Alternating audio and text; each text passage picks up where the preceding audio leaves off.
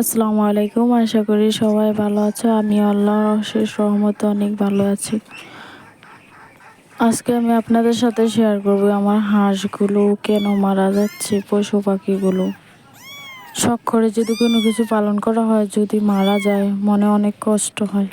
পশু পাখিগুলো দিনে দিনে মারা যাচ্ছে কেন জানি না, আপনারা এদিকে হয় কিনা বলবেন। এত কষ্ট করে খাবার খাওয়াইয়া ছোটোর থেকে বড় করা যদি মারা যায় অনেক কষ্ট হয়, ভাবতেও অবাক লাগে।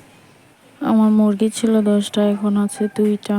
হাঁস ছিল 20টার মতো, এখন আছে 3টা। অনেক কষ্ট।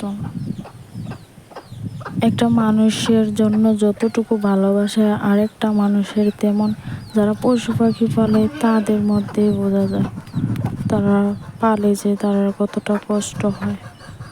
যদি মারা গেছে দেখি মনে অনেকটা কান্না আসে, মন খারাপ হয়। হাঁসগুলো ডিম পাড়ার সময় মারা গেল। চীন হাঁসগুলো আগে সবগুলা দেখলে অনেক ভালো লাগতো, দেখতে মাশাআল্লাহ অনেক সুন্দর ছিল। এখন আর চোখে পড়ে না। মন খারাপ করে আর কি করব, যা চলে যাওয়ার চলে গেছে। কে কে পশু পাখি লাভার কমেন্ট বক্সে জানিও। আর আমার কথা যদি ভুল হয়ে থাকে ক্ষমা দৃষ্টিতে দেখবেন, কোনো কিছু মনে করবেন না। বাই বাই, ভালো থাকবেন সবাই। সাবস্ক্রাইব করে পাশে থাকবেন।